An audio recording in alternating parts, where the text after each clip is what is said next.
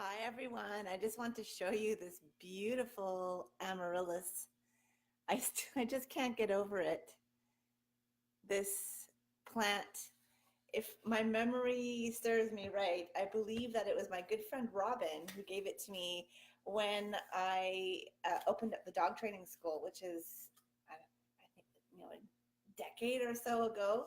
And she gave me this sort of welcome to the neighborhood, or congratulations on opening your dog school plant. And I just never had the heart to get rid of it, and but it never flowered again.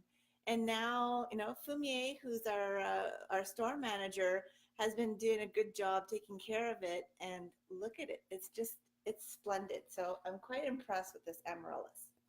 Okay, so we're going to get started with the Facebook Live. This time I wrote down all the questions so that I wouldn't have to look at my phone. Hi, Katrin. Nice to see you. And we don't have that many questions today, so this should be fairly quick. The first question is, let's see, I'm going to go with Eric's question because he asked it last week after last week's live had already ended. So, all right, Eric says, what are the best games and things that I should do to increase my dog's confidence overall, especially in the presence of other dogs? It sounds to me that you're looking a little bit for some focus exercises and things like that. So you're looking for games or things that you can do to increase your dog's confidence overall, especially in the presence of other dogs and in me, and have him look to me for guidance instead of thinking he has to play the role of guardian and leader. I've noticed he's quite stressed by other dogs outside, and I want him to understand that I can fill his security needs so that he'll be less stressed and distracted, and that instead he'll be calm and focused when we, for example, are on walks outside. All right, so it sounds like, you know, from what I'm reading from your message here, that your dog seems to get stressed in the presence of other dogs. It sounds like it's specifically outside, and that he seems to take on this role that you, to use your same language, that you're saying that he feels that he has to play the role of guardian and leader. It's hard to know exactly why the dog is behaving the way that he's behaving. So, is it because he wants to be a guardian and leader? Who knows, really? We just can't come to that conclusion. What we can do and what's useful really is to look at the behavior. So what behaviors are you seeing? Is he growling? Is he lunging? Or is he, all of a sudden losing focus and pulling in the other direction? So those are the kind of things that will help interpret the behavior and analyze it as well.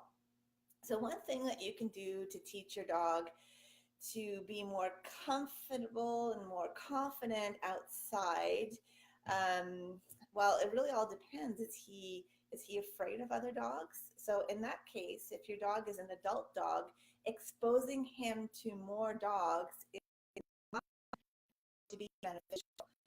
You have, unless you have a puppy, and even with a puppy, the program has to be very structured. If you have a very nervous or shy puppy, and that a puppy that's stressed when he sees other dogs, you would have to have a very specific program. But I have a feeling you're not talking about a puppy here. So with an adult dog, socializing them so that they're getting more comfortable with other dogs is probably more likely to backfire on you than anything else. And I know I'm saying this, and this is not what you haven't said that this is what you're going to do, but I wanted to say this. I feel the need to say this just for, perhaps somebody else needed to hear that message as well. And because I think that that's a big misconception, that people feel that, oh, my dog is nervous, so I'm going to make sure that it has a lot of opportunity to go out and socialize. And in fact, you're possibly doing your dog a huge disservice and making the problem worse. So your dog is stressed when he sees other dogs. Well, one thing is to control the distance that you have between you and your other dog. So if you can depending on where you are, if you can just do a U-turn and change directions, that's sort of managing the situation so that you are avoiding having your dog practice the unwanted behavior. That's sort of step one in the program. And the next is to see if you can pair it with some fun things to do. And that is also what you're asking me to do. What fun things can I do? So one thing you could do is start taking note of what your dog really, really enjoys in life. And you're going to label them. So you're going to have a list, and it's going to be a list that maybe you have on your fridge or maybe on your counter, and it's going to be a working list, and you're going to experiment. And that list you're going to put in different columns, or you're going to grade it. So for example, my dog Everest really loves to go outside and play in the snow. He loves to dive and put his nose in the snow. That I would probably give it a B. So he really enjoys it, but if there's something else going on, he's not interested in doing that. He'd be more interested at seeing who's at the door, for example. So you're going to try to really give a grade to all of these things that your dog likes. Is cheese a B? Is liver a C? Is playing with a ball, is that A? And your A-list rewards are the rewards that trump kind of everything else. So the A-list reward would be, for example, with my dog, an A-list reward would be something that I could give him at the vet's office and he would take it because, whoa, that trumps everything. It's more interesting than the other dogs in the clinic. It's more interesting than the cat roaming around. It's more interesting than feeling all the nervous feelings he may be having. So you have to figure out what are your A-list reinforcers, the things that are sort of top notch for your dog. And that's what you're going to use to pair with seeing the scary thing. So go outside. The scary dog isn't too close because, again, distance is really important. But maybe across the field you see a dog and whoop, out comes a steak. Out comes his favorite toy. Out comes that squeaky toy that you've been teasing him with for the last 3 days, but he hasn't actually had a chance to get it.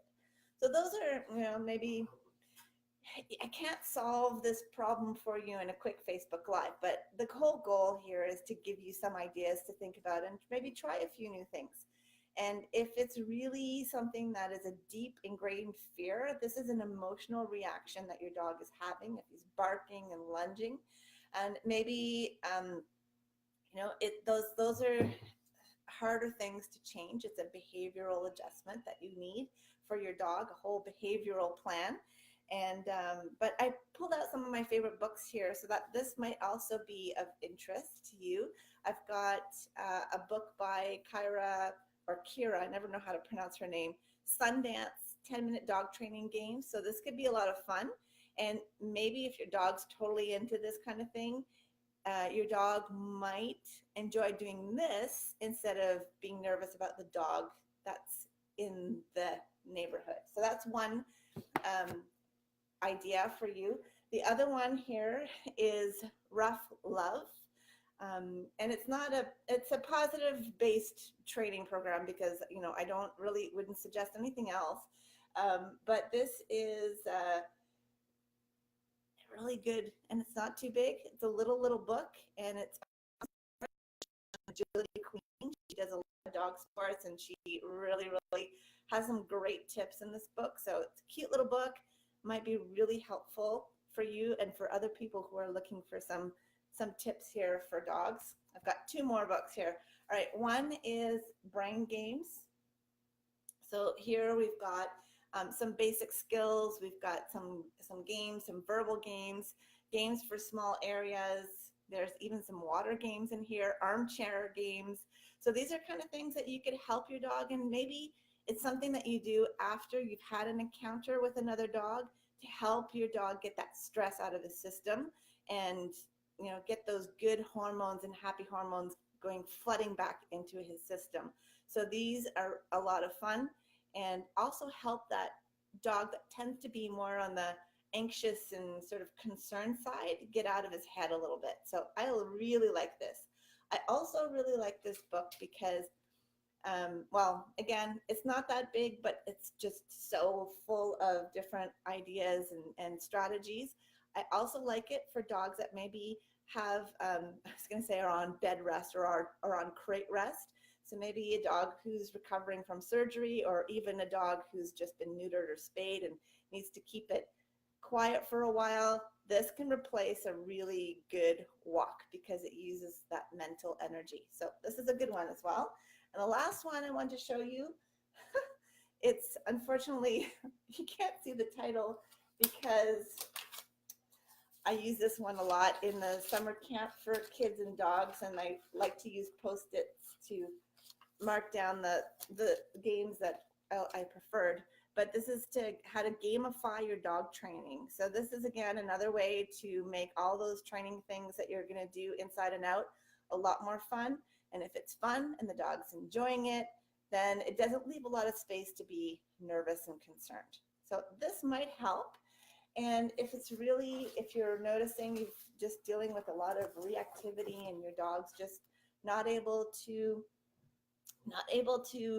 think, get out of its head, and is really concerned, then we have a reactive rover seminar, and we also have training, of course. But I'm not trying to sell you some training here. I'm just saying that the service is there. So if ever you really kind of need extra support, we can do that too. All right.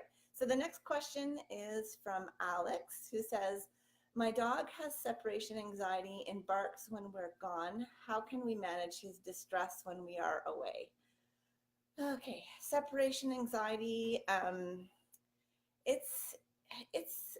got a love-hate relationship with separation anxiety. I hate it for what it does to the dogs, and I hate it for how people really suffer when they have a dog with separation anxiety. I mean, it's something that I specialize in. I'm super passionate about.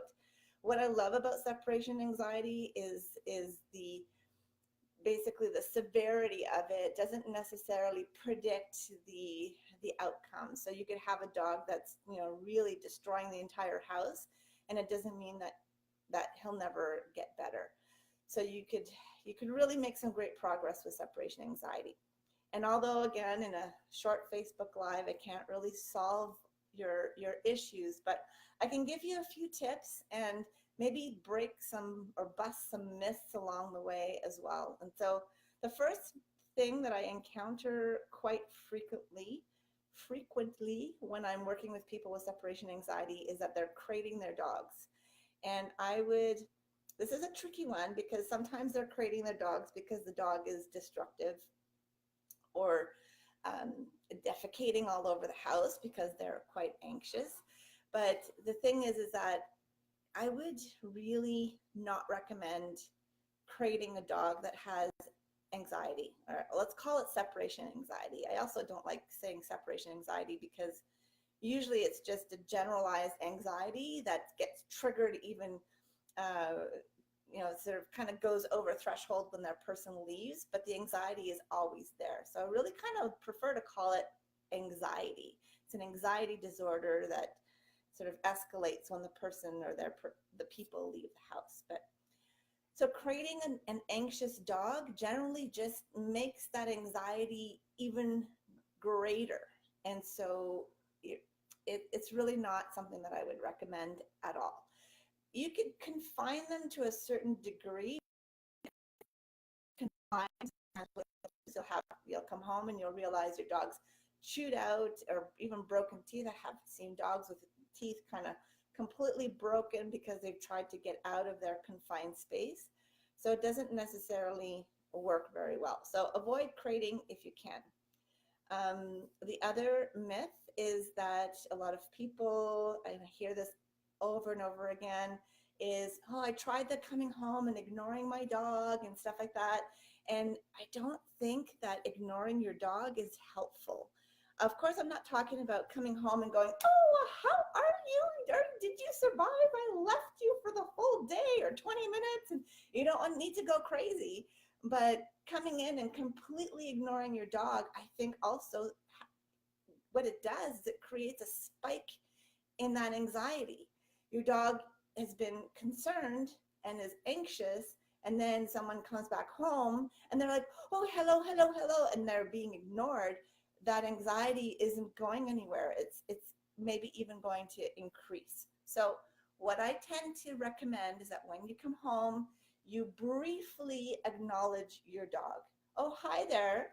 And then maybe, pat the head or whatever. And then you kind of go on and do your thing.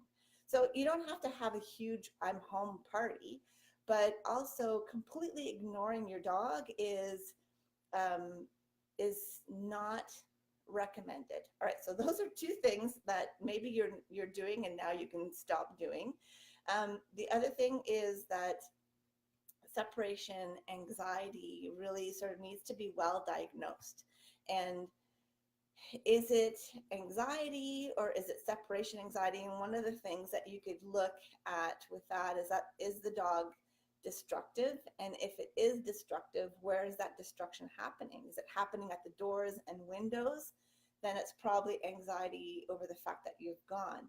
But I've worked with a dog who was chewing all of the electrical outlets, and it turns out that it wasn't separation anxiety, but it was some form of anxiety. But just chewing the outlets. I'm just hanging out here chewing the electrical outlet. Surprised the dog survived that. He did, smart enough. But where the dog is destroying, what the dog is destroying is very telling as well. And so you need a proper diagnosis and then sometimes medication. So if the dog is crying and whining and just not recovering and it's just uncomfortable all day long, you may want to look into talking to this with your vet. Now, I cannot talk about medication. I did not go to school to become a vet, and it would be unethical for me to discuss any kind of meds or anything like that. But I can say that I'm definitely a fan of medicating when it's the appropriate thing to do, because that combined with training is going to speed up the progress greatly. There's no magic pills, so that no vet is going to tell you, yes, sure, put your dog on this and it'll be fine. Because those things don't exist. But medication combined with a behavior modification training plan, a very carefully laid out plan by a trainer who has solid foundation in behavior modification, is sort of the key to success here in some cases. But not all dogs need medication when it comes to anxiety. They don't all need medication.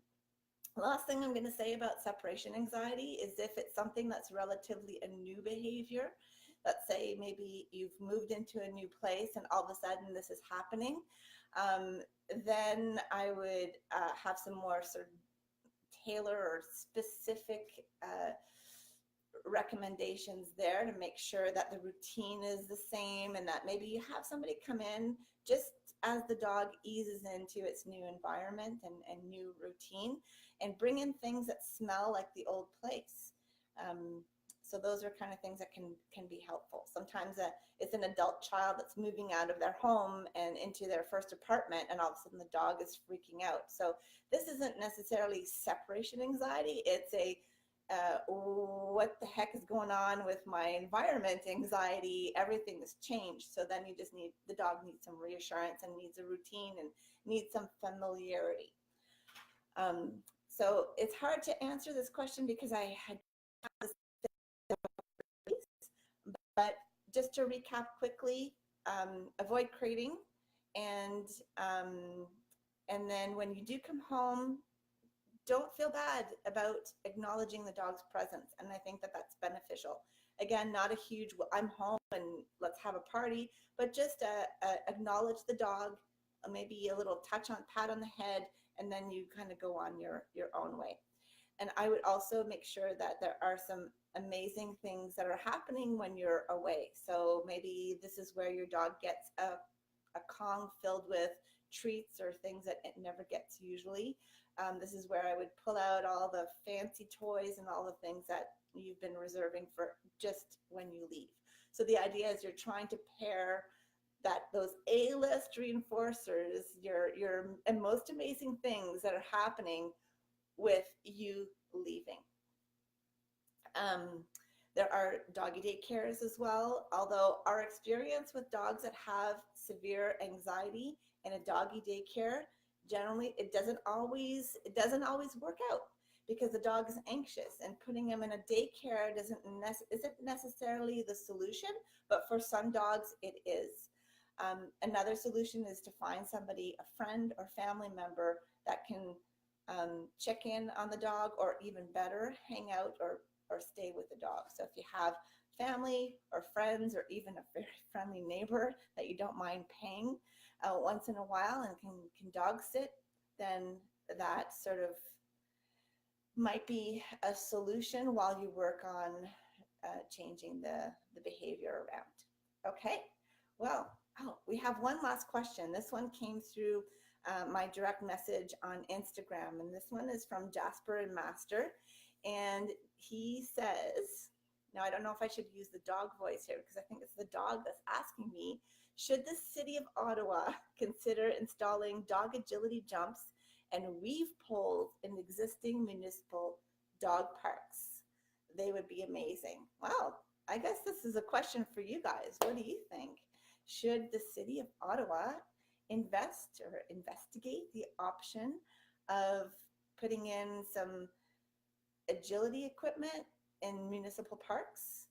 I know that they do this in London and in the UK, so they have quite a few really fun courses, some of them for bigger dogs, some of them for smaller dogs, and it's simple things. I mean, nothing that's going to take you to the crumps, competition or anything like that, but just fun to have with your dog. So they have tunnels, and they have these jumps, and they have all sorts of weave poles, and I guess maybe it's a liability issue. I don't know, but if it's simple things, why not? I think people would use it. I don't know. What do you guys think? Let me know in your comments. All right, so I think, Flavia's here, Donna's here, Shannon. Hello, Shannon. How are you? And hi, Caroline.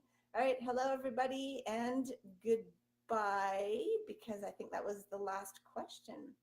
And yeah, I'd love to know what you guys think about agility in some of the municipal parks. Do you think it's a good idea? All right, bye, and we'll see you next week for another edition of Facebook Live. And one last look at this beautiful amaryllis that's been sort of dormant for 10 years. Can you believe it? Wow. All right, have a great day, everybody. Bye.